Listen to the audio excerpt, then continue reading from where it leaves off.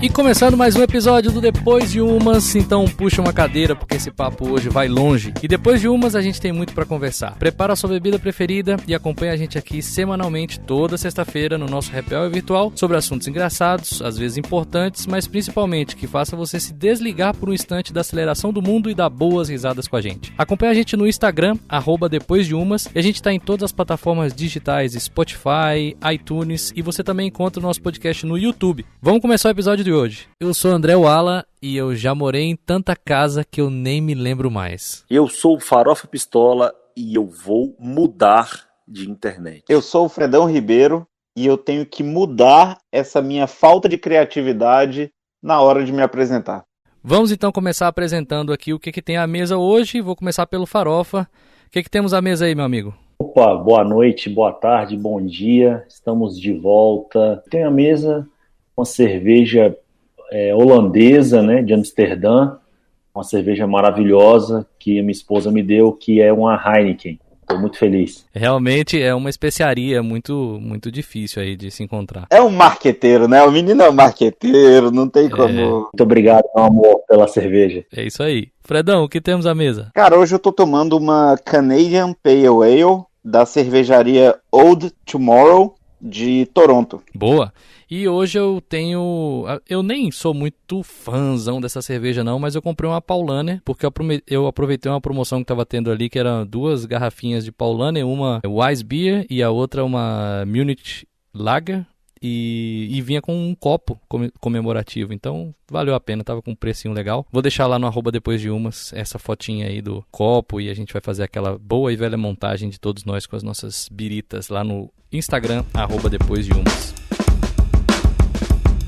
E o assunto de hoje, mudanças. Então, cara, a gente já mudou de casa, a gente muda de rotina, a gente muda de carro, a gente muda de celular, a gente muda de alimentação, a gente muda de um monte de coisas. E o que essas mudanças trazem, por que a mudança pode ser boa, o que você tem que tomar cuidado, quais são os tipos de mudanças que mais afetaram na vida. Eu vou começar, vou introduzir esse assunto aqui e depois vou passar a palavra para vocês, porque eu posso falar com certa propriedade sobre alguns tipos de mudanças. Vou começar sobre, quando fala mudança, todo mundo pensa mudança de casa, e é exatamente sobre isso que eu vou falar. Até 2007, eu sou de 1980, até 2007, eu tinha 27 anos, eu morei sempre na mesma casa, que meu pai construiu, meu pai e minha mãe construíram. Eles tinham maior coisa para não mudar, principalmente minha mãe. Cara, meu pai já chegou a vender a casa e teve que voltar atrás no negócio porque minha mãe ficou desesperada e falou que não queria sair de lá de jeito nenhum. Porém, em 2007, a gente encontrou um lugar bem bacana e meu pai resolveu realmente que dessa vez ia vender e vendeu a casa depois de tantos anos. E a gente foi para um lote onde ele construiu uma casa. Mas antes disso, para construir a casa, a gente teve que dar um pit stop de 1 ano num apartamento alugado. Então ele alugou o apartamento para a gente ficar. E nesse apartamento teve um caso muito interessante, já começando os causos aqui do nosso podcast. Cara, quando a gente se mudou, tava tudo mil maravilhas. Apartamentinho super legal, a gente morando, tranquilo. Mais ou menos no final do primeiro mês, se eu não me engano, bate na porta do apartamento. Aí a gente já bate na porta do apartamento, o porteiro nem falou nada e tal. Cara, um oficial de justiça pegando uma ação de reintegração de posse daquele apartamento. Vocês sabem qual é a diferença de reintegração de posse e despejo? Pergunta por Boulos. É nessa linha mesmo, Farofa. Eu não sabia também, tá? E aprendi nesse dia. Despejo é quando você tem um contrato de aluguel e por alguma razão você deixa de pagar e aí o cara move uma ação de despejo por alguma razão, porque você infringiu alguma cláusula desse contrato e uma delas é deixar de pagar. Reintegração de posse é quando você invadiu a propriedade. Então, neste caso, estava sendo considerado uma invasão. E qual o motivo disso? As pessoas que alugaram para nós não tinham direito de alugar.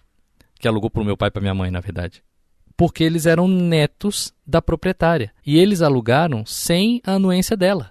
Colocaram o nome deles, fizeram um contrato de aluguel, ninguém confere a escritura, né? Para saber de quem que o imóvel realmente é. E a gente pulou para dentro. A imobiliária também não soube de nada. Cara, e ela foi intransigente. A senhora não queria alugar, ela era contra alugar, ela preferia manter fechado. Meu pai perdeu a ação mesmo com advogado, e teve que sair correndo e desesperado, porque imagina, uma pessoa que morou 30 anos numa mesma casa própria, cara, eles ficaram desesperados. Meu pai saiu de uma quadra para outra, olhando prédio por prédio, perguntando os porteiros. Não achou na quadra onde a gente estava. Foi achar na outra quadra, que é tipo uns 600 metros, que ele já estava andando de um lado para o outro, prédio por prédio. Nessa área onde eu tô falando, tem muitos prédios. E ele foi andando até um outro prédio, do outro lado da avenida. E aí que ele encontrou um lugar que estava detonado, mas ele tinha 30 dias para sair, porque era aquele tipo assim, ia vir a polícia, ia pegar as coisas e ia botar na rua. Reintegração de posse, é invasão. Então ele perdeu a ação, ficou desesperado e a gente foi para um outro apartamento. Apartamento este que depois eu vim a morar com a Mônica e com a Manu. E aí depois eu conto essa história dessa minha próxima morada. Eu vou passar a palavra para vocês para eu não sequestrar aqui o nosso episódio de hoje, mas eu achei que esse caos de mudança já era o primeiro, assim, para já impactar, para ver que mudança às vezes dá errado. Alguma mudança de casa já deu errado aí para vocês, Farofa? Alguma coisa já deu errado? Ou o que deu certo? O que você tem para falar de mudança de casa? Pai, já tive muita coisa errada. Agora, assim, a caso engraçado que eu tive, engraçado agora, né? Na hora foi desesperador. Fui sair do apartamento que eu morava, que era um apartamento para vizinho dos meus sogros, um mexicano conheceu lá. Saí do apartamento e fui morar na casa.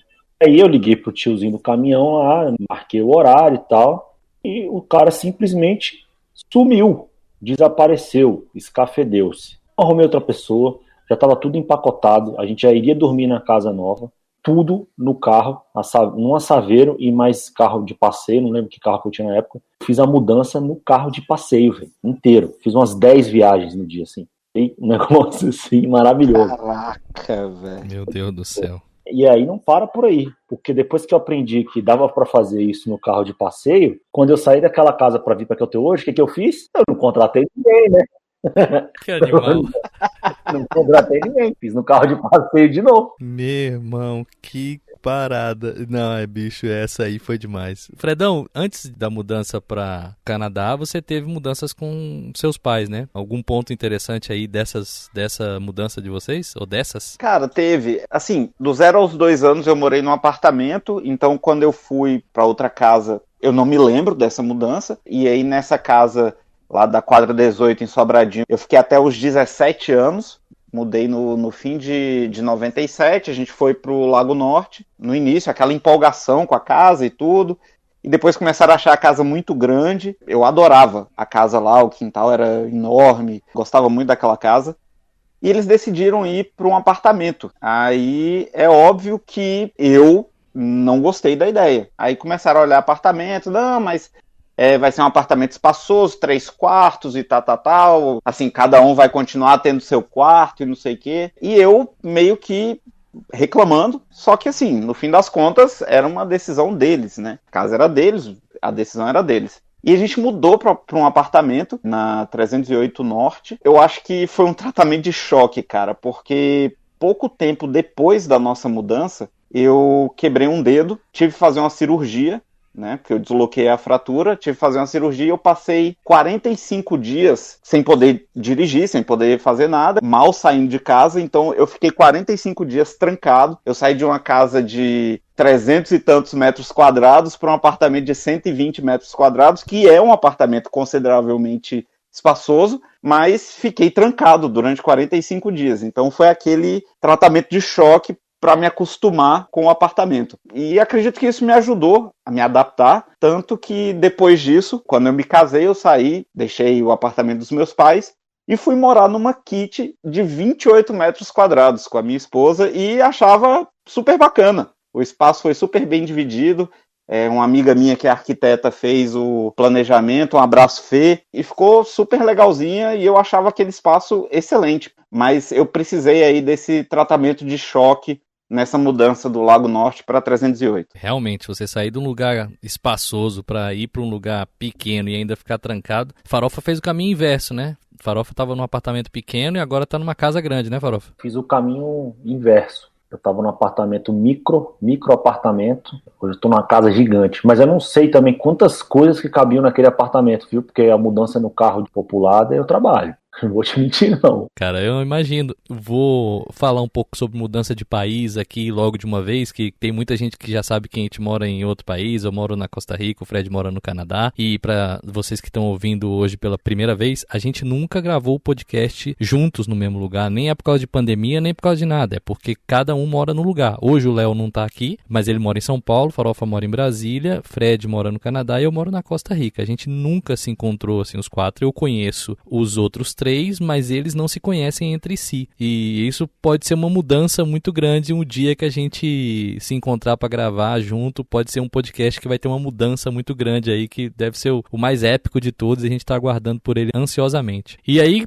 sobre mudança de país, e aí você falou de fazer mudança no próprio carro. Quando eu mudei do Brasil para cá, eu não trouxe absolutamente nada. Eu vendi as minhas coisas, meus móveis, tudo, porque ficava muito caro. Eu fiz lá um orçamento, ficava mais ou menos $8.000 um container para trazer as coisas para cá. Eu falei, cara, com $8.000 eu chego lá e compro. É melhor eu perder um pouco de dinheiro aqui vendendo as coisas que eu tenho em casa, e vendi tudo. Nas últimas semanas a gente estava em casa assim, praticamente sem nada, com uma geladeira emprestada, que na verdade assim, eu vendi a geladeira e a pessoa que comprou me emprestou a geladeirinha velha dela, e eu deixei lá. Minha mãe me emprestou um sofá e assim foi. A única coisa que eu alinhei foi com a questão da lavadora de roupas, que eu vendi, mas falei pra moça que eu só poderia entregar em tal dia, mas ela não quis esperar, e a gente ficou uns dias na casa dos meus pais, pouquinhos dias até a gente vir pra cá. Quando a gente chegou na Costa Rica, e aí é onde vai vir a parte do carro, tudo que eu tinha, incluindo Mônica e Manuela, eu pus no Nissan Versa alugado, de uma só viagem. Então nós chegamos aqui com as malas de roupa, que é pano pra manga essa história também, né? O Fred conheceu, a gente teve um debate aí num grupo de amigos sobre essa história da minha mudança e todo o contexto da passagem aérea, mas isso é para outro episódio. A gente ri porque já passou. Eu falei isso aqui já 10 vezes, né? Ariano Suassuna disse que as piores histórias de passar são as melhores de contar. Então essa é uma das melhores de contar, e só pra vocês entenderem o contexto, quanto ela foi ruim de passar. Mas quando a gente chegou aqui, cara, nada, a gente trouxe roupa, a Manuela não trouxe um brinquedo ela não trouxe, e a gente veio, ela chegou aqui com 6 anos de idade, né? Então, assim, a gente veio tudo no Nissan Versa, numa viagem só, Airbnb, e aí, cara, quando eu fiz a minha primeira mudança de casa, colocando vocês em contexto, eu vou completar ainda 3 anos de Costa Rica e eu estou na 5ª casa. O cara ou é cigano, ou é nômade, que é isso, cara? Ou deixa muita dívida, né, por onde passa, aí sai mudando de casa, de lugar. Mas não é nada disso, cada uma tem uma explicação. Aí, o que eu quero dizer eu fui pro Airbnb, depois de uma semaninha eu já estava no meu apartamento alugado, eu consegui alugar um mobiliado, então foi fácil de fazer essa mudança. Quando a Mônica conseguiu um emprego, 5, 6 meses depois, a gente começava a trabalhar muito cedo. E não era home office, a gente tinha que ir para o escritório. Então, 6 da manhã eu tinha que estar no escritório. E para alguém ficar com a Manuela até ela ir para a escola, não chegava ônibus nessa hora no lugar onde a gente estava. Então, foi a primeira necessidade de mudança que a gente teve. Quando eu fui sair, olha só, 6 meses depois que eu fui sair deste apartamento onde eu estava, primeiro que eu tive que pagar a multa, né? Porque para sair com 6 meses, que o meu contrato era de 1 ano. A multa aqui é o depósito que você faz, a fiança, que é um mês, né? 1 mês de aluguel, eu perdi. Mas foi por um bem maior, que era o emprego da Mônica, obviamente. Mas eu já tinha comprado um carro, que é um Kia Sportage, que eu tô com ele até hoje. Então você vê, um Nissan Versa, um sedanzinho,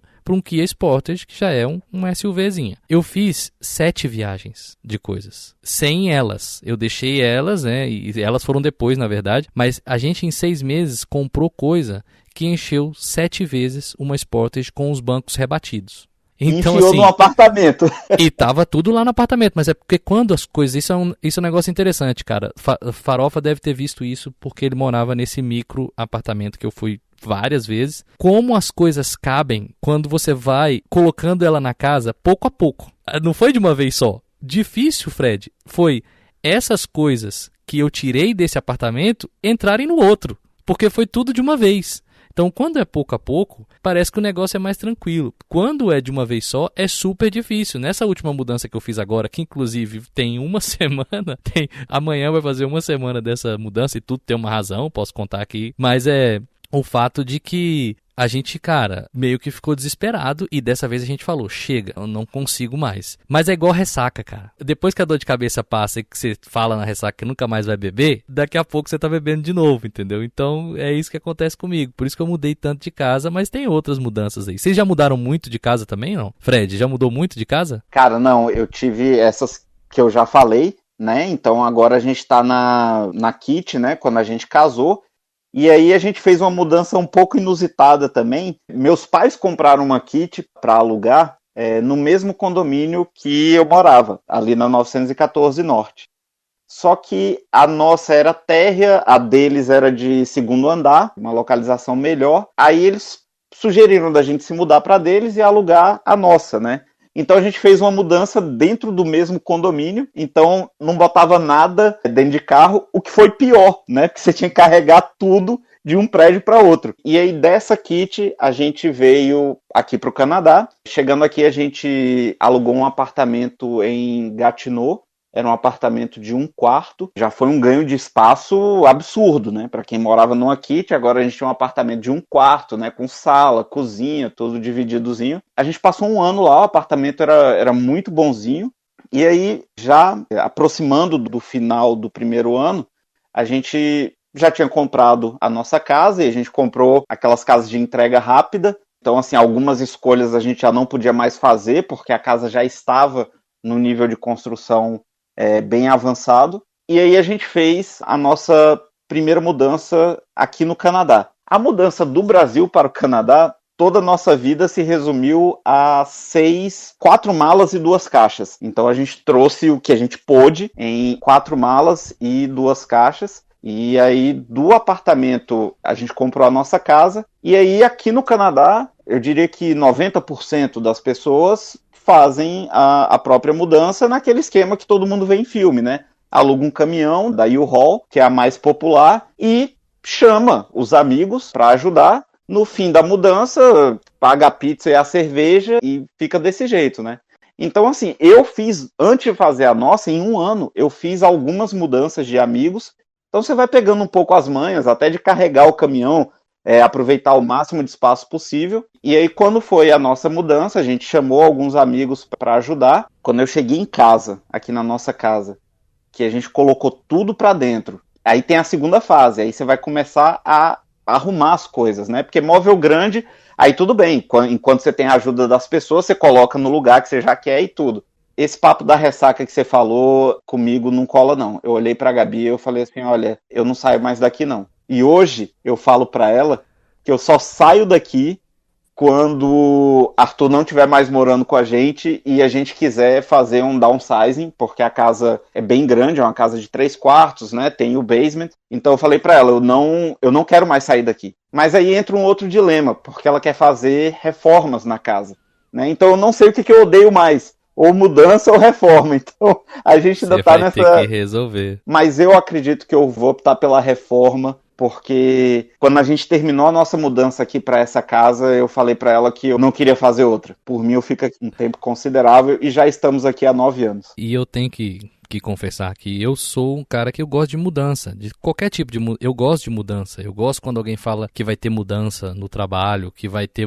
Cara, eu gosto disso. Eu gosto de fazer coisas diferentes. O meu perfil é assim. Não gosto muito de estabilidade. Às vezes é um problema pra mim, assim, de pensar que eu tô muito estável. Às vezes eu tenho medo de acomodar. Sei lá, meu perfil é assim. O perfil da minha mãe, por exemplo, é muito parecido com o seu. De, cara, eu quero ficar no lugar e tal, mas teve que mudar também muito, porque depois dessa casa que eu falei que eu morei 27 anos, a gente mudou para uma outra, cara, aí ela já mudou várias vezes e agora estão construindo outra casa para mudar de novo, mas esse vai dar pano pra manga. Farofa, você ficou quanto tempo nos Estados Unidos? Que ano foi, mais ou menos? Fiquei pouco tempo, fiquei 6 meses em 2004 para 2005. E quando você voltou, você trouxe muita coisa ou você não deu tempo? Porque... Não, uns 11 volumes só. Caraca, mas entre isso tinha enxoval, essas coisas, ou isso foi enxoval, não? Né? Que foi o seguinte, eu cheguei lá e a Fê falou, tô grávida. Aí eu montei tudo lá, o enxoval todo, trouxe berço, carrinho, tudo que você imaginava. Foi surreal, assim, mesmo assim, naquela época o dólar não era tão barato, eu acho que era uns R$4 ou um pouquinho mais. Mesmo assim, valeu muito a pena. Eu me ganhava em dólar lá, né? Então não tinha problema do câmbio. Mas eu trouxe 11 volumes. Foi bizarro. Fora eu, né? Que tava com volume também. Tava muito grande o volume. Dentre todas as cargas, né? Tinha uma mais pesada. O cara que eu vim dentro dele. Depois bota uma foto lá no @depois de umas daquele Carlinhos. Aquele Carlinhos. Bonitinho demais. Fofinho. Eu posso ficar falando aqui, assim, o episódio inteiro, 3 horas, sobre mudança de casa. Eu não vou falar mais sobre mudança de casa, porque realmente já foram muitas e cada uma tem o seu motivo. Eu só vou falar mais uma, porque essa realmente tem a ver com a pandemia, que eu tava morando agora. Tinha 1 ano, eu fiquei 1 ano exato nessa casa onde eu tava. E essa casa tinha tudo de legal que eu queria, tinha um preço bom, tudo dentro do que a gente esperava, só que faltavam algumas coisinhas, e muito importantes. A primeira delas é que a gente nunca tinha se preparado para trabalhar de casa. Os nossos, tanto o meu cargo quanto o cargo da Mônica, não tinha política de home office ou work from home ou o que for. Não tinha essa política estabelecida na empresa. É assim, venha para o escritório. Essa era a política. Então a gente nunca se preocupou nas casas que a gente alugou em ter um escritório em casa. Se precisasse fazer alguma coisa, não tem problema, faz na mesa ali da sala mesmo, ou, enfim.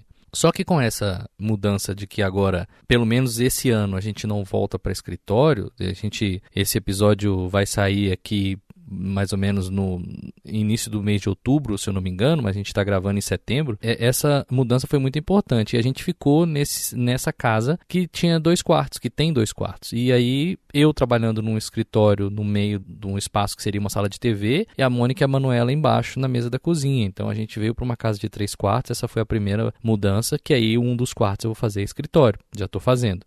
A outra é que esse condomínio tem piscina, apesar de estar na pandemia, a gente consegue reservar por 1 hora por dia, se eu quiser. Então, eu já reservei para amanhã, que é sábado, de 12h a 1h, e para domingo também, de 1h às 2h. Está reservada a piscina para minha casa, para minha família, né? Essa é a bolha que pode estar nessa piscina, nós 3. Dá uma vantagem muito grande, então a Manuela espairecer um pouco mais, poder, né, estar na piscina. E, como bônus, ainda encontrei a casa 10% mais barata. Então, falei, cara, já completei 1 ano nessa daqui, não vou pagar multa para sair. O condomínio fica a 500 metros um do outro. Eu vou para uma casa melhor, num condomínio melhor e pagando 10% menos por causa da situação. A única coisa que a mulher pediu foi, me paga 3 meses adiantado, que aí eu fecho contigo nesse preço. Eu falei, tá bom, não tem problema, tiro aqui da minha reserva, vou me apertar aí por um tempinho e te pago os 3 meses, mas para mim vale muito a pena, que eu vou economizar 1 aluguel por ano. Então, foi show de bola. Sobre mudança de casa, no meu ponto de vista, valeu a pena, apesar de que, de novo, foi domingo passado, eu tava, desesperado, que a minha casa não parecia uma casa, parecia um depósito daqueles do acumuladores. Tava assim, cara, desesperador, não sabia como a gente ia ajeitar. Aí, cara, separei muita roupa pra doar, separamos uns outros trecos que a gente não usava e fomos dando fim a algumas coisas e fomos nos ajeitando e tamo bem. Mas tive que comprar fogão, porque a outra casa que eu alugava já tinha fogão, então pus isso tudo na conta, né, que, poxa, eu tô pagando a menos, mas tive que comprar um fogão, essas coisas assim. Cara, de mudança de casa, pra mim é isso. Alguém tem mais alguma história de mudança de casa aí? Não tem história de mudança de casa não, mas falando sobre isso aí que você tava contando agora, se tem alguma coisa que eu gosto na mudança de casa, é você descobrir que tem um monte de coisa que você não usa, que você tem entulhado, e você se desfazer dela, seja doando, jogando fora, qualquer coisa. Porque, cara, impressionante o tanto que é coisa que a gente acumula. Ah, deixa isso aí, deixa uma hora eu vou usar, né? Sempre tem essa história. Porra, pelo amor de Deus. Deixa essa bicicleta aí, 1 hora eu vou usar. Pera aí, não é as bicicletas não. Bicicleta. Só para finalizar a questão de mudança de casa, o bizarro, quando a gente se mudou, assim, a gente tinha muita coisa no apartamento de Gatineau, tanto que, assim, lotou o caminhão da U-Haul e aí a gente tinha 3 famílias amigas ajudando, 2 com, assim, um com Santa Fé, um com RAV4 e um com um sedã, um Nissan Altima, e o nosso carro, que na época era um sedã também, era um Kia Forte, veio tudo lotado, né? O caminhão da U-Haul veio lotado, todos os carros vieram lotados, e isso um apartamento de 1 quarto. Mas aí quando a gente chegou, a gente expandiu isso para uma casa de 3 pavimentos. Né? Então, assim, a mobília era mínima. E era uma casa de 3 quartos, porque a gente já comprou pensando, né, que a gente ia querer ter filho e tudo. Então, Vivia eu e Gabi nessa casa de 3 pavimentos, sem muito móvel. A casa tinha eco em praticamente todos os cômodos, cara, porque tinha muito pouca coisa. E depois a gente foi acumulando, aí vai mobiliando a casa, né?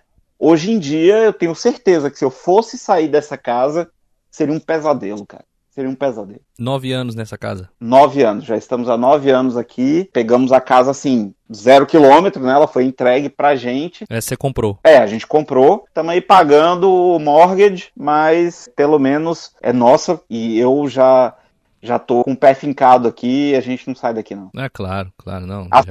Assim espero. Exatamente. Meu pai disse que quando você pensa que sabe todas as respostas, Deus muda todas as perguntas. Então, é por isso que eu nunca digo nunca, né? Você falou muitas vezes e me lembrou, você falou de um quarto, que um quarto, então eu lembrei de perguntar pro Farofa, que Farofa também, além de ter já mudado a empresa de lugar, né, era num lugar, passou para outro, que começou em um quarto e depois foi para um escritório e agora voltou para um quarto, né? Então, Farofa, como é que foi essa mudança de empresa com sede fixa para trabalhar em casa e ter...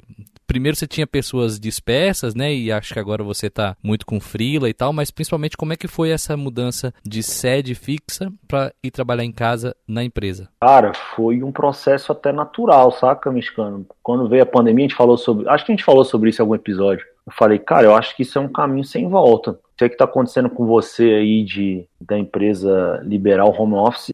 Aí não fala home office, né? É isso mesmo, home office. Teletrabalho. Teletrabalho eu acho... É demais, né?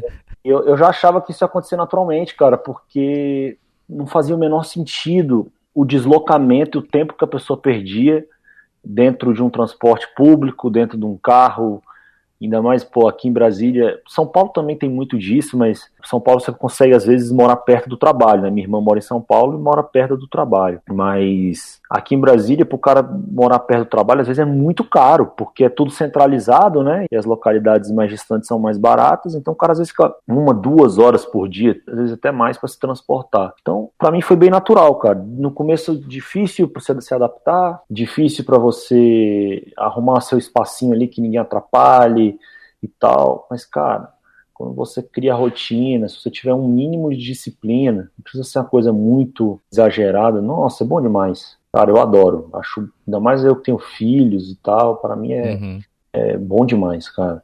Eu tô curtindo muito trabalhar em casa também. E foi uma mudança física, que a gente conversou tanto de mudança física, né? Nesse caso também foi uma mudança comportamental, né? Na verdade, no começo, eu não trabalhava em casa, era raro eu trabalhar em casa, porque eu morava longe da escola dos meus filhos. O meu home office era tipo café. Perdi as contas de quantas vezes eu trabalhei no Dunkin' Donuts, que tinha tomada e internet boa. É uma mudança de comportamento mesmo, assim. Eu me associei a um clube ano passado, tem um ano agora. Eles têm uma sala de estudos, tipo um coworkingzinho lá. Cara, eu largava os moleques nas atividades e eu sentava lá, deixava na escola, ia pro clube, ficava trabalhando no clube. Buscava na escola, dava almoço, botava nas atividades do clube e ficava trabalhando no clube. Não preciso de empresa física, pagando um aluguel, luz, IPTU. Cara, isso aí eu acho que cada vez mais algumas empresas vão se livrar desse custo. Não tem jeito, é uma mudança natural. O meu custo de qualquer pessoa no escritório, né, é caro. Então, no seu caso, que é empreendedor, você custeava as pessoas. Então, tem o cafezinho da pessoa, tem tudo que a pessoa utiliza ali. Mas quando a gente expande isso para um universo de 500 funcionários, tem que ter muito mais coisa, né? Porque aí você precisa prover segurança física, você precisa prover brigada de incêndio, você precisa prover um monte de coisa que custa caro para a empresa, para essa pessoa ir todos os dias, né? Então, muda muito. Essa mudança vai ser radical. Aqui para nós, além de já estar liberado, obviamente, né? E muito claro que você só vai voltar para o escritório quando você se sentir seguro de voltar, fica totalmente ao critério de quem... Porque tem gente também, cara, que com essa mudança teve o caminho inverso do que você está falando, virou um inferno. Eu já fiz várias reuniões com cliente, cara, que tava uma zona de guerra a casa. Criança gritando, cachorro latindo e a pessoa tentando mudar de lugar e não dava certo e não tem um fone legal enfim. Pra muita gente chegou a falar pra mim assim, cara, eu não aguento mais trabalhar de casa, não consigo mais, aqui em casa é impossível trabalhar. Toda mudança tem seu ônus e bônus, né? Até o cara se adaptar demora, tem gente que não gosta, tem gente que prefere que ir pro escritório trabalhar é um momento de paz dele. O cara não gosta da casa dele, não gosta da família, da mulher, sei lá. O cara quer ir, vai comprar o cigarro e não volta mais, né? Você falou disso aí, a Mônica hoje estava conversando com um amigo de trabalho dela e tinha tempo que ela não falava, né? Um colega que não é da mesma equipe, mas que eles trabalhavam sentado um do lado do outro, e quando veio para essa questão, né, de trabalhar em casa, parou de ter contato. Ela falou: ei, como é que tá? Como é que tá as coisas? Como é que tá sua mulher, seus filhos? Aí o cara: eu separei. Caraca. Aí falou pra ela: foi o presente que a pandemia me deu. Meu Deus! Ele tava precisando só da desculpa, velho. Fred, eu pensei a mesma coisa. Porque o cara já devia estar afim há muito tempo, assim, como é que eu vou embora daqui com uma boa justificativa? Conseguiu, né? Voltando pro segundo bloco, então, todo mundo de copinho reabastecido. Eu vim aqui quebrando todas as expectativas que eu imaginava. Fui pegar uma Paulaner ali de trigo, que o Fred estava me dando uma explicação aqui. E eu gostei muito. Realmente o Fred falou que era boa e é boa mesmo. Vocês trocaram de cerveja aí, segue na mesma? Como é que tá, Fredão? Eu continuo aqui na minha CPA, Canadian Pale Ale da Old Tomorrow. Farofa, alguma outra alemã ou mesmo alemã? Não, eu continuo com a minha holandesa aqui, verdinha. Ah, é holandesa, a minha que é alemã. É, A holandesa já tá verdinha. Bom, quem dera.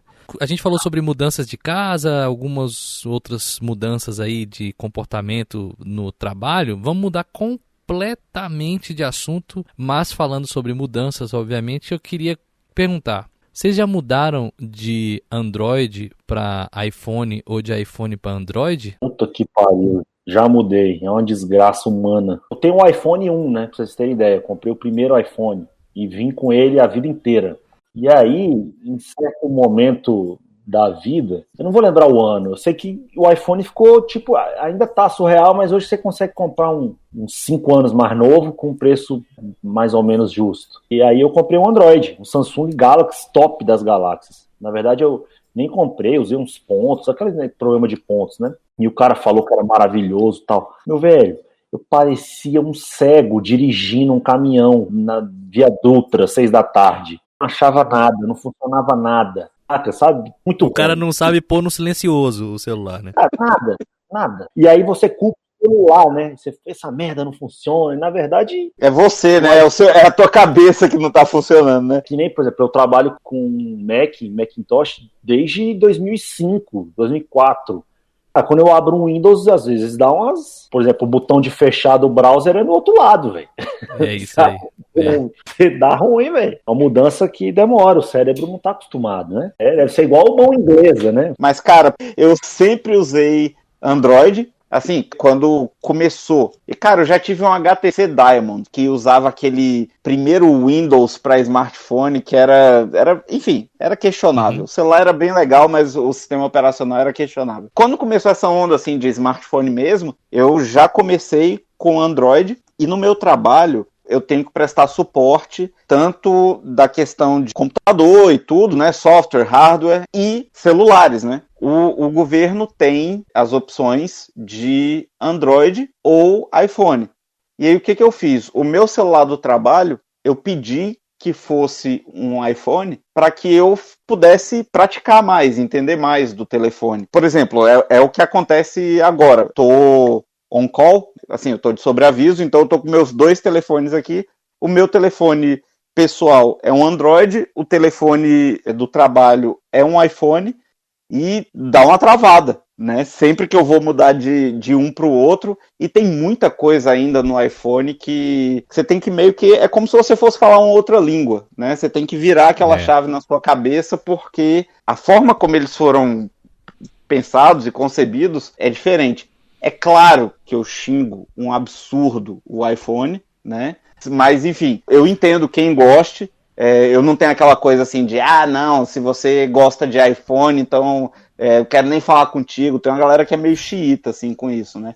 Mas eu não, eu respeito, eu acho que é uma opção de cada pessoa. Não quero mais falar com você. Mas eu xingo um absurdo o iPhone, cara. Bom, vou falar de depois de smartphones, né?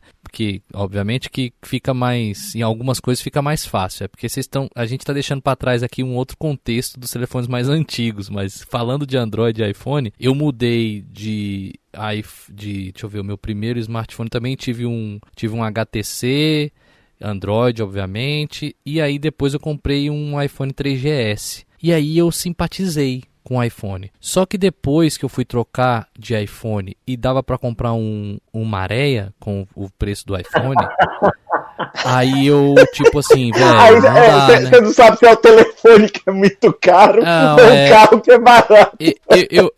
Eu falei assim, não dá, né, bicho? Não dá, porque aí não tem como, velho. A diferença do iPhone pro Maré? O iPhone liga. Pois é, cara, talvez por isso ele custe mais caro, porque eu vou te falar, não tem a menor condição. E seguiu assim. E o iPhone é o grande culpado do Samsung ser o preço que é, porque o Samsung vale, tipo, a metade do preço, o iPhone também vale a metade do preço, só que eles foram, pra mostrar que são tão bons quanto, foram subindo os preços tudo junto. E aí eu fui pra esse iPhone, depois bateu a boa e velha murrinhagem que eu tenho em alguns momentos e que eu sou bem murrinha mesmo. E aí eu resolvi comprar um celular no AliExpress, um daqueles Android. Beleza. Meu Deus. Pelo menos você comprou um celular no AliExpress.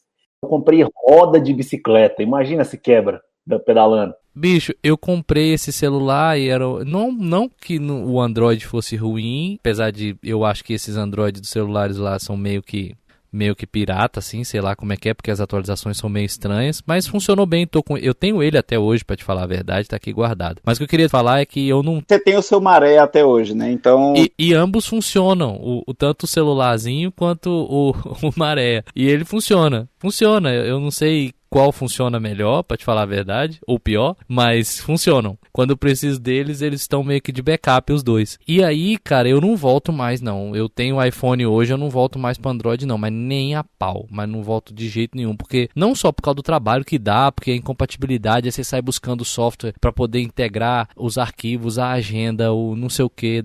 Cara, não volto mais, não. Nunca mais. Eu vou usar o iPhone 3GS, mas eu vou usar um iPod que liga, mas não uso mais. O que eu ia falar com você é o seguinte, a gente falou de um momento só de marca de iPhone, mas como é que era mudar de telefone no 6120 da Nokia? O que você tinha que mais preocupar? Aí era o chip, né? E só, não? E os números de telefone, a agenda. Tinha um cara que levava na loja, ele botava um cabo lá e fazia uma chupeta. Não tinha esse esquema? Tinha, depois veio um softwarezinho da Nokia que você instalava no computador e fazia uma chupeta. Ele passava de um celular pro computador dele e depois conectava, e a gente mesmo também, depois de um tempo, conseguia fazer em casa. Mas teve um tempo que não existia nem isso, cara. Então, assim, era um esquema mesmo de às vezes até anotar, né? Tinha que anotar os números e depois ficar lá cadastrando um por um no telefone novo. Eu passei por isso já. E aí veio o padrão GSM, que você tinha a opção de salvar no chip. Eu me lembro do meu primeiro celular GSM, foi um Nokia 3310 da TIM, e aí podia salvar no chip.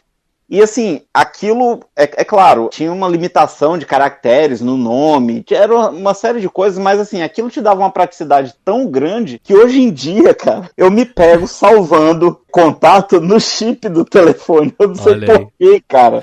Mas assim, eu acho que criou um trauma tão grande que é meio que automático. Quando eu vejo, eu tô salvando no chip. E não precisa mais, né? Você sabe qual é a semelhança do seu celular da TIM com o Chevette do Luiz Ricardo? Nenhum dos dois liga. Que isso, rapaz, o meu ligava na época, bicho, tinha um sistema revolucionário. A TIM não funciona hoje, velho. A TIM não funciona hoje. E que ano foi isso? Pô, velho, quando começou em Brasília, velho. Não, deixa eu ligar na TIM aqui, só tem que conectar o fio no celular aqui, um cabo de rede. Era TIM de te enganei, né? Pra quem já vendeu muito Nextel, eu tô bem abusado, né? Pra falar de operadoras. Tá cheio da gracinha. Que era que aparecia? Culpado em dados, como é que era aquela mensagem? Meu Jesus amado, que bosta era aquilo. Deixa eu contar pro Fred entender, porque e aí eu trabalhei muito em mudança de celular também na Nextel, pessoas que estavam usando um celularzinho básico e queriam mudar para BlackBerry, que era o smartphone da Nextel. E essa mudança que a gente tá falando aqui, né, era muito traumática, porque o cara tinha, que sair de um avião e pilotar um helicóptero, era coisa assim, totalmente diferente. E aí o cara vinha e tinha que fazer, salvar os contatos, a gente fazia isso na loja, tinha gente que ia na loja pra fazer isso, pra pegar os contatos e salvar para um outro, ou botar num pendrive, bicho, era surreal.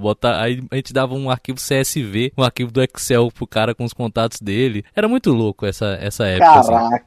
Assim. Era muito louco, e o cara ia na loja pra fazer isso. E aí, cara, o BlackBerry tinha uma parada muito doida. Por quê? Quando você tentava chamar alguém no rádio, Fred, e ele tava sincronizando os e-mails, ou ele tava acessando a internet, dava ocupado em dados. Então, ou seja, você não conseguia chamar uma pessoa que estava fazendo um download, ou que estava... Primeiro que ele estava fazendo um download no BlackBerry do Nextel, ele já tinha que se lascar mesmo. Ele já não merecia viver, porque era 64 kbps a rede. Então, tipo assim, ficava duas setinhas piscando para cima e para baixo, e enquanto isso estava acontecendo, você chamava o cara no rádio, fazia um barulho alto e dava ocupado em dados. Bicho, tinha cliente que vinha para mim que só me chamava de santo e rapadura. O resto, o cara me xingava de tudo que é nome. Porque como é que pode vocês venderem um smartphone que é para eu olhar meu e-mail, e quando eu tô sincronizando meu e-mail, ninguém consegue falar comigo no rádio? E tinha gente que recebia um volume de e-mail absurdo. Então o cara não recebia chamada de rádio hora nenhuma, porque estava ocupado em dados, sacou? Essa mudança era traumática para os meus queridos clientes, mas enfim, mudança de celular é isso. Vocês riram quando eu falei da TIM, mas no início a TIM tinha um sistema, cara, revolucionário. Na época que, assim, não existia smartphone, eu com meu 3310, eu mandava uma mensagem de SMS para o endereço de e-mail. Na época a Gabi ainda morava em Natal, né? A gente namorava à distância. Eu mandava um text para esse endereço de e-mail, ela recebia no e-mail dela e ela mandava a resposta por e-mail para o meu número de telefone, eu acho que era TIM celular, não sei o que lá, e eu recebia como SMS. Então a gente conseguia se comunicar numa era em que o WhatsApp não estava nem nos nossos sonhos mais selvagens, né, cara? Tá na ponta da língua. Cara, tiveram que inventar uma forma do cliente falar por texto, porque por voz não rolava. Então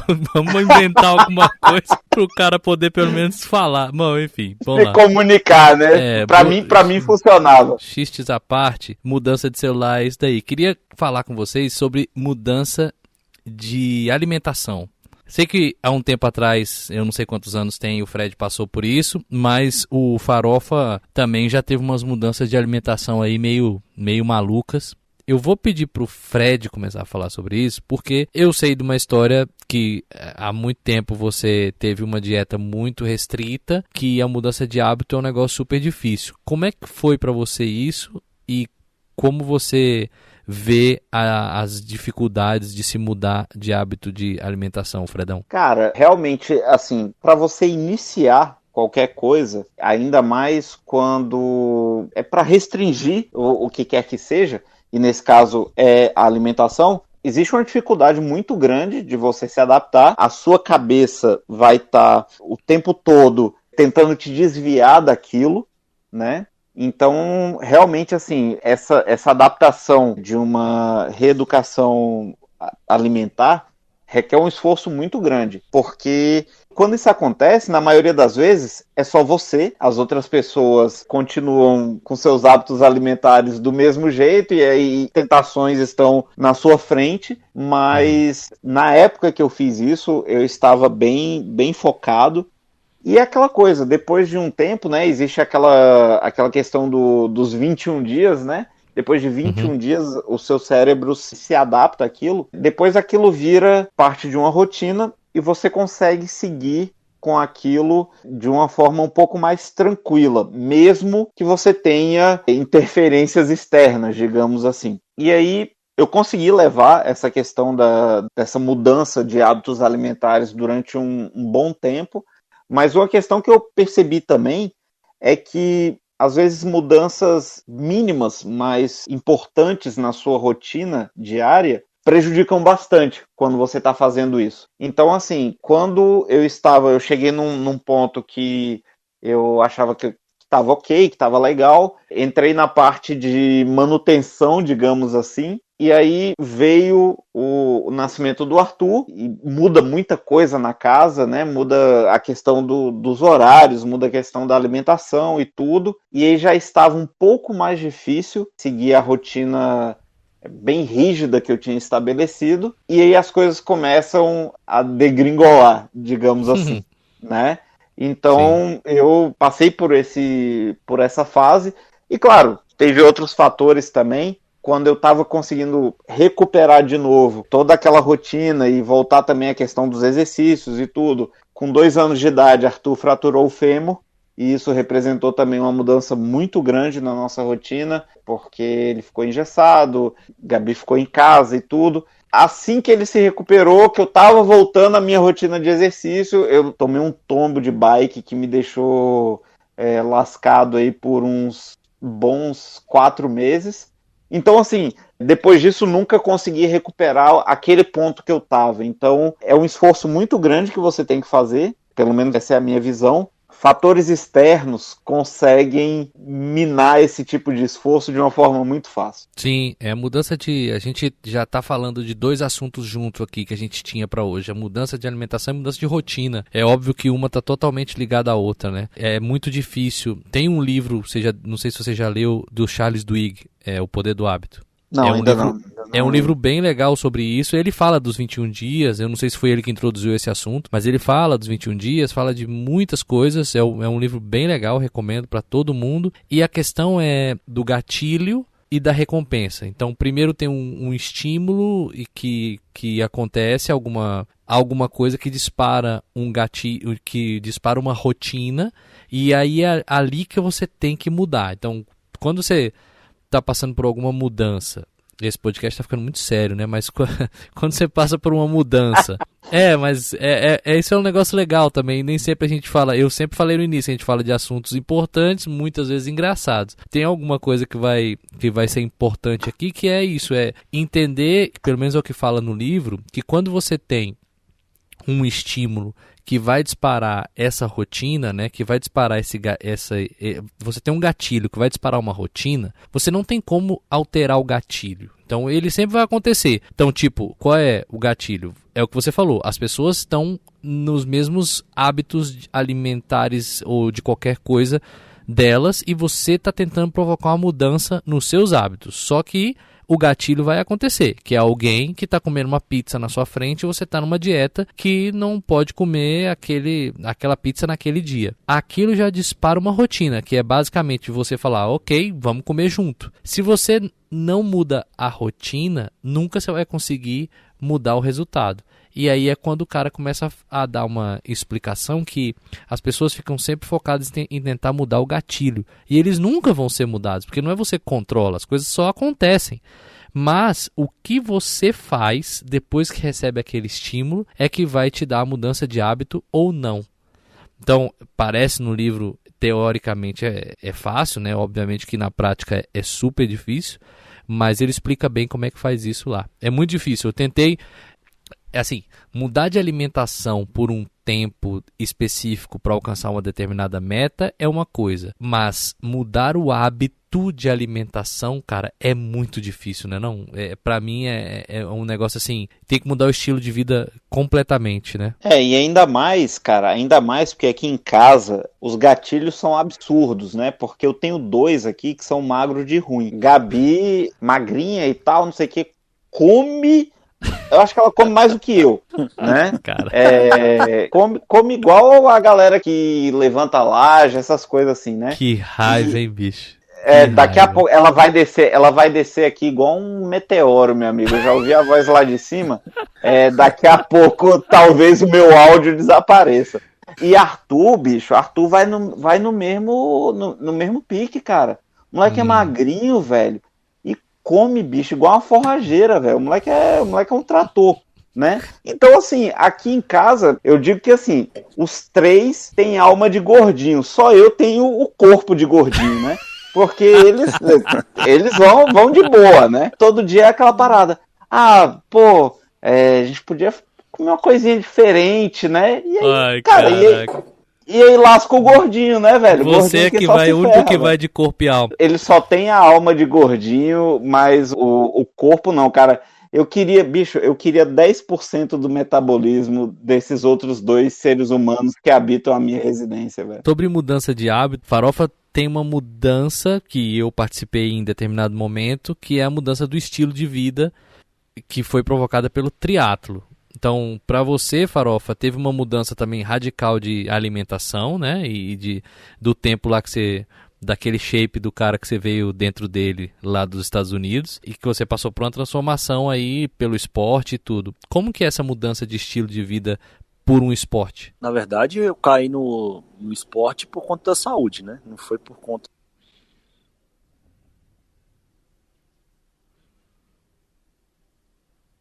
Perdemos, né, Fred? Eu achava que só eu tinha perdido Não. o Faro, mas o Faro caiu. Perdemos. Talvez uma das mudanças... Editor, não tira essa parte não. Talvez uma das mudanças que a gente precisa fazer aqui é de plataforma de gravação. Como vai ser a mudança de plataforma de gravação? Mas a gente já veio de uma outra. Para quem, novamente, não sabe, a gente está gravando remotamente, né? Então a gente veio de uma que chama Zencastr. E a gente tá usando o Discord, que é uma plataforma super conhecida aí, muito de gamer e tudo. Mas não tá... Hoje, especificamente, não podemos reclamar do Discord, porque tem nos servido aí em vários episódios. A gente tá tendo alguns problemas aqui, principalmente com o Farofa. Bom, eu vou continuar aqui com o Fred. Essa mudança aí eu vou falar por mim mesmo, porque eu também participei dessa mudança de estilo de vida por causa de um esporte. É muito interessante isso. Tem esportes que são só esportes, né? Você consegue fazer sem mudar o seu estilo de vida. O triatlo não é um deles. Tipo, você precisa realmente mudar o seu estilo de vida, porque você começa a treinar muito cedo, porque são múltiplos esportes que você precisa treinar corrida, bicicleta e natação, e se você não faz isso muito cedo, ou enfim, nem precisa ser muito cedo, mas se você não faz isso por uma quantidade de horas maior do que o normal, você não vai conseguir treinar os 3. Então é uma mudança de vida necessária. Eu não conheço muito do esporte há vários anos, que eu não pratico mais, mas o momento que eu participei era um esporte de tudo que começa muito cedo. Então eu acordava 4h20, 4h30 da manhã mais ou menos, para poder ir treinar. Aí encontrava o Farofa, 5 em ponto, a gente botava a bunda no banco da bicicleta e saía pedalando aí igual uns malucos no meio da cidade, ainda à noite, mas tinha uma parte super gratificante, cara, que era a gente ver o sol nascer pedalando, assim, era espetacular, muito legal. Tem um causo interessante sobre esse momento, que assim que a gente começou a pedalar, estava no mês de junho em Brasília. E faz um friozinho interessante lá nesse mês de junho. E não sei se vocês já notaram, 5 e pouco da manhã é o momento de mais frio, eu acho, em qualquer lugar do hemisfério sul, assim. Pelo menos os que eu já vi. É um frio interessante às 5 e pouco da manhã. Eu acho que é o momento que faz mais frio. E era a hora que a gente estava descendo. E eu não tinha, e achei que não precisava. E o primeiro dia que eu cheguei para pedalar, me lembro muito bem disso. A galera de calça tem uma jaquetinha que a gente usa para pedalar que chama corta-vento, que ela é bem fininha de nylon, mas é que ela não é feita para agasalhar, ela só é feita para não entrar nenhum pingo de vento, como o nome já diz. E todo mundo com isso, e luva. E eu falei, não, eu cheguei lá de bermudinha de ciclista, uma camiseta velha minha da Nextel, que eu ganhei num evento que eu fui e eu usei essa camisa até ela abrir um buraco. Cheguei, botei meu capacetezinho e vambora. Fredão, quando eu cheguei perto do Lago Paranoá, bicho, o arrependimento que me bateu foi tão absurdo que se tivesse Uber na época, eu tinha chamado o Uber pra me buscar e tinha jogado a bicicleta no lago. Porque, bicho, eu passei um frio. Quando eu passei, que eu via, sabe aqueles termômetros de rua? Tava marcando, me lembro, cara, impressionante como se fosse hoje. Era tipo 5h30 da manhã e ele piscava assim, 5h30 e depois aparecia 6 graus. Só que com o vento na bicicleta, mesmo com o corpo quente, cara, tava muito frio. E minha mão tava com frio, meu corpo inteiro tava gelado e o suor e tudo. Então, assim, é uma mudança de hábito muito grande esse tipo de esporte. E eu imagino para quem faz isso em alto desempenho. Eu tava fazendo por recreação, era recreativo. De farra. E aí tem uma coisa interessante nesse esporte específico. é difícil fazer triatlon por farra, por recreação. Ele exige muito, cara. Além de gastar muito dinheiro e exige muito. Não sei se o Farofa tá ouvindo a gente aqui, porque ele voltou agora. Você tá ouvindo aí, Farofa? Tô ouvindo. Boa. Então, como é que foi pra você essa mudança pra entrar no triatlo? Foi uma mudança de estilo de vida ou não? Foi mudança de estilo de vida e foi uma mudança... Eu cheguei no triatlo por uma questão de necessidade, né? De saúde. Então, assim, eu tava correndo, machuquei por causa da corrida, muito pesado, comecei a pedalar e aí fui entrando e cara, é pior que craque esse negócio. Hoje eu tô aqui... A gente tá 7 meses sem nadar, é desesperador, assim, pra mim. Eu nadava todos os dias. Em 2017, eu nadei 360 dias. Deu uma aliviada no Natal, no Ano Novo? Acho que não, duvido muito. Mas, assim, que eu marco todos, né? Eu tenho todo catalogado 2017, 2018 eu nadei muito pouco. Mas 2017 eu nadei 360 dias, velho, do ano. É bizarro, velho. Totalmente. Pelo fato de não fazer isso profissionalmente, não fazer isso porque tá... Cara, não é um negócio que você faz buscando qualquer outra coisa, senão saúde e a integração, né? Que tem. Essa mudança provocou também para você uma integração e você conheceu 1 milhão de pessoas no triatlo, né? Ah, conheci muita gente, conheci cliente, amigo. Cliente, né? Você ganhou cliente, você trabalhou para uma organização de triatlo aí, vários. Né? Então, assim, é uma mudança de estilo de vida mesmo, não é um esporte apenas. Meus amigos hoje, a maioria são do triatlo, cara. Eu vou aproveitar esse tema de mudança, que são às vezes mais pesadas, para a gente falar um pouco sobre mudança de, não só de emprego, mas mudança do que você faz para ganhar dinheiro. Porque pro Farofa, no caso, teve mudança de emprego lá quando, depois do discernimento do pastor aí, de empregado para empreendedor, ou naquela época já era empreendedor também? Você teve essa mudança de um para o outro ou só de deixar de ser empregado e empreendedor para ser só empreendedor? Nessa época do pastor já tinha empresa e tal. Agora eu cometi um erro que eu não deveria indicar para ninguém, né? Que eu montei uma empresa antes de ser funcionário.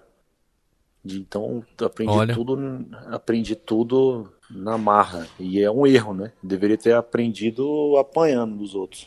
É difícil. Eu mudei de emprego algumas vezes também, né, cara, de novo, eu gosto de mudanças. Eu não sei se quem nasceu primeiro, o ovo ou a galinha nesse caso. Não sei se é que eu gosto de mudanças porque eu me adapto bem ou eu me adapto bem porque eu gosto de mudanças, mas eu me adapto super bem às coisas que acontecem. Quando o DJ toca a música X, eu danço. Quando ele toca a outra, eu danço também. Então, não posso deixar de dançar. Esse é o meu lema. Então, assim, eu tive algumas mudanças radicais, assim, de coisas. A gente já falou sobre isso no que eu fiz da vida. Então, essas mudanças de emprego foram muito radicais, não só de emprego, mas de coisas que eu faço para ganhar dinheiro, né? Que é o que a gente está falando aqui. E no caso do Fred, tem uma mudança muito, muito radical. E também a gente pode comentar um pouco aqui, Fred, que é a questão dos idiomas, né? Como é que é mudar totalmente a forma de se relacionar, as expressões, o jeito que as pessoas se comunicam e como é que elas expressam alegria, tristeza, porque quando as pessoas falam que assim, falar inglês, falar francês, tem uma questão muito além do idioma, né? Tem uma questão totalmente da entonação, dos costumes. Como é que foi para você essa mudança de idioma quando você mudou de país? Cara, e assim, aqui no Canadá não é só um idioma, né? São 2. E na região que eu moro é o inglês, o francês e a mistura dos dois. Porque as pessoas que cresceram falando inglês e francês, em uma frase, elas falam as duas línguas ou alternando, ou começa com inglês e termina em francês. Então eles conseguem virar essa chave muito rápido. E isso, quando você está chegando, que você está ainda tentando se adaptar aos 2 idiomas isoladamente, isso é uma loucura pra gente. Hoje em dia eu já consigo navegar nesse terceiro idioma, né, que o pessoal chama de... Tem gente que chama de franglais, francês com inglês, mas o A parte de inglês ainda é do idioma francês. Hoje em dia eu consigo navegar nessa questão, mas é muito complicado você se adaptar, porque às vezes você sabe a estrutura da frase, mas às vezes te falta uma palavra. O vocabulário você ainda não tem tão completo assim, né? Então às vezes você vai comprar, sei lá, uma peça de um encanamento da sua casa e você simplesmente não sabe como é que aquilo se chama, nem em inglês, nem em francês, né? Sim. Então você tem que ir descrevendo, e aí às vezes você passa 5 minutos tentando descrever uma coisa, aí o cara olha pra você e fala, X, é X, então me dá X mas aí, aqui, né? aqui também tem isso, né, velho? Peça de obra, o cara tem 89 tipos de nome aqui.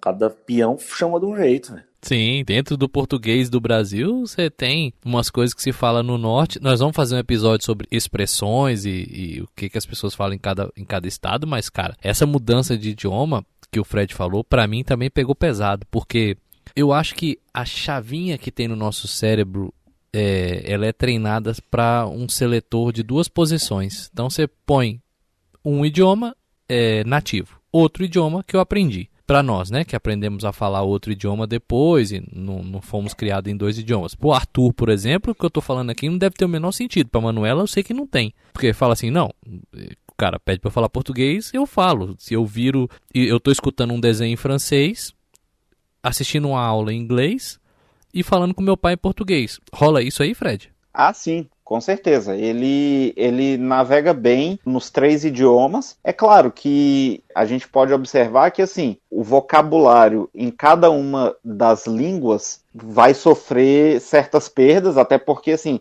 a gente sabe que a cada fase, né, a cada ano de vida, a criança tem um número X de palavras que ela consegue memorizar e utilizar. E isso não aumenta quando você adiciona uma segunda e uma terceira língua, né? Então ele vai ter aquele mesmo número de palavras para dividir entre 3 idiomas, né? No caso do Arthur. Mas ainda assim a gente consegue ver uma evolução absurda, e é o que você falou, às vezes ele assistindo um desenho em inglês, a gente fala com ele em português, ele responde numa boa.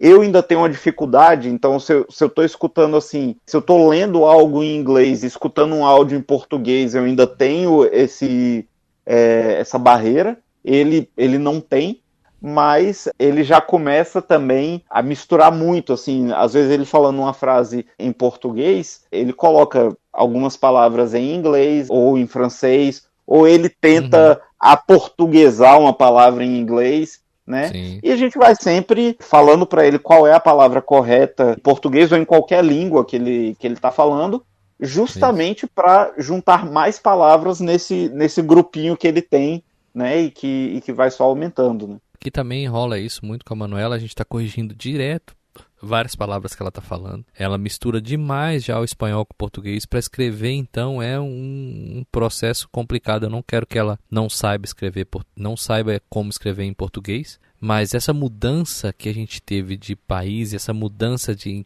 inclusão de idiomas, é o que eu estava dizendo. Eu tinha uma chavinha com 2 posições de seleção. Então eu falava um inglês macarrônico e o português do Brasil. Aí o inglês melhorou, mas eu continuei com 2 chavinhas. Quando você coloca um terceiro idioma na jogada, rapaz, dá uma travada absurda, porque essa mudança não estava preparada.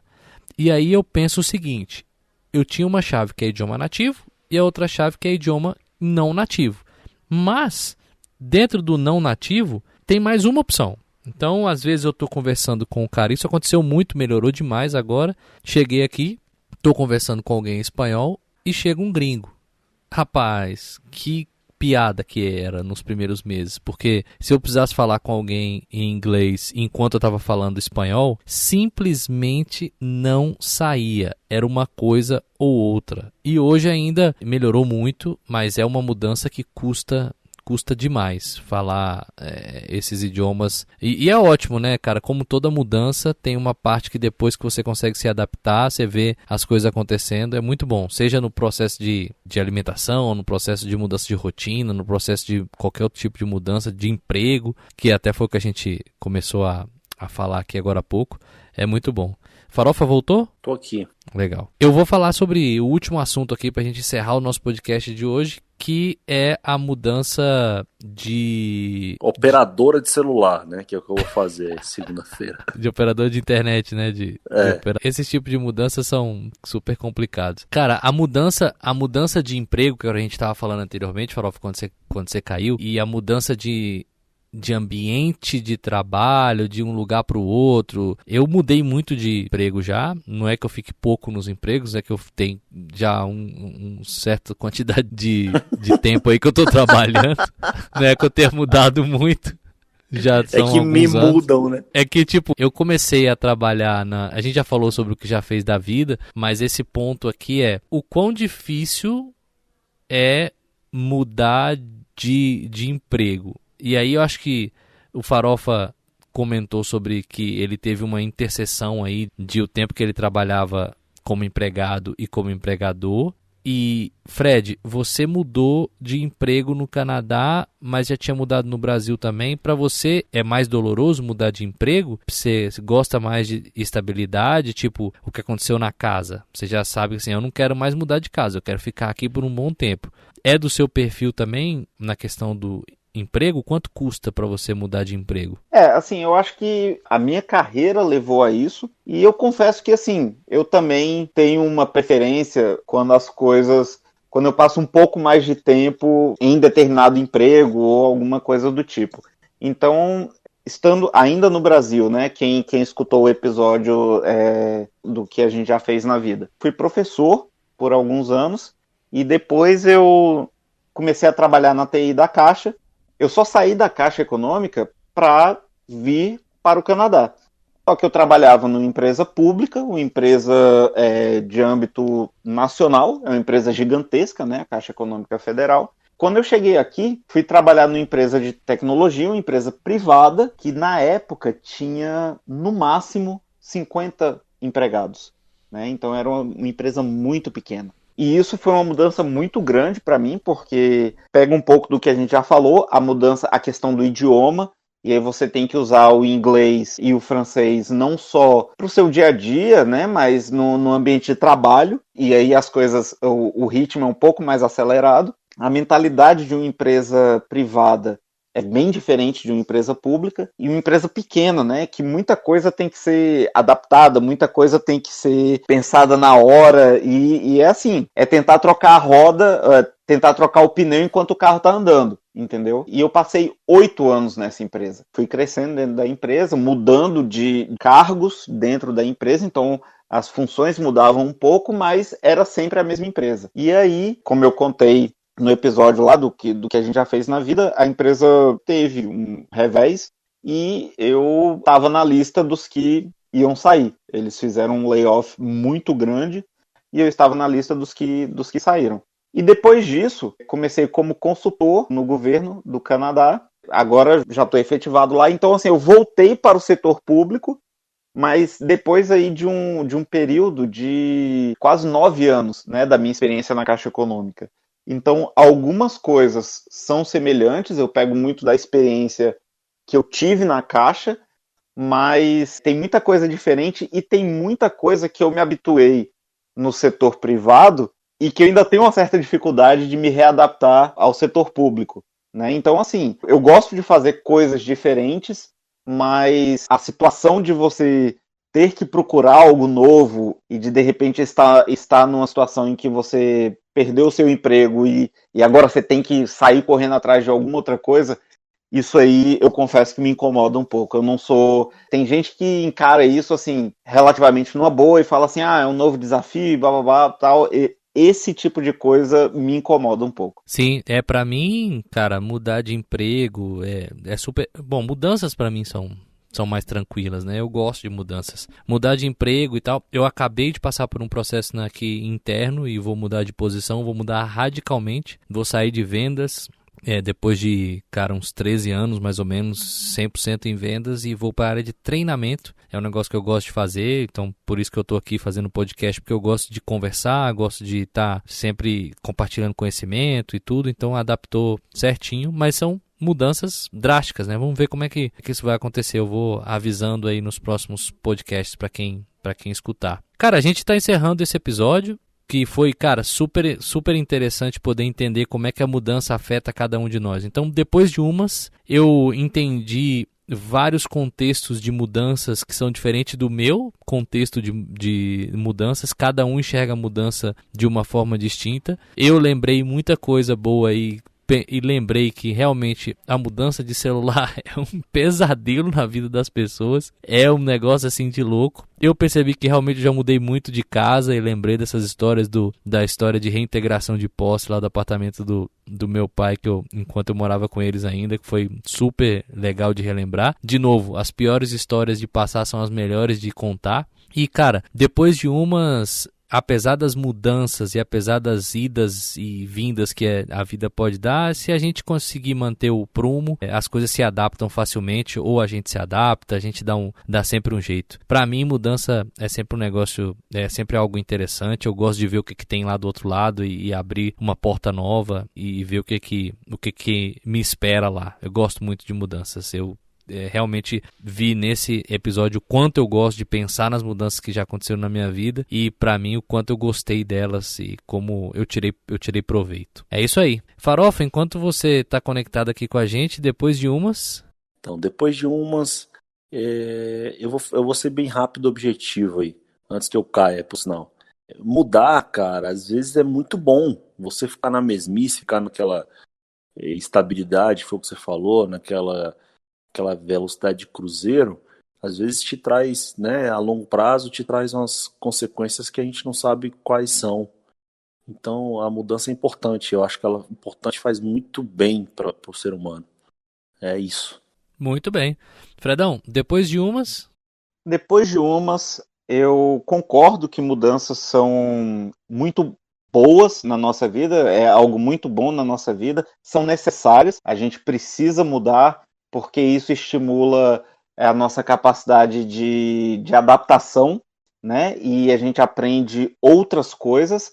Algumas mudanças são um pouco mais complicadas e um pouco mais dolorosas, digamos assim. Outras mudanças são mais fáceis e mais prazerosas, mas no fim das contas, o que importa é que você esteja sempre preparado e antenado para mudanças que possam acontecer das pequenas às grandes coisas da sua vida.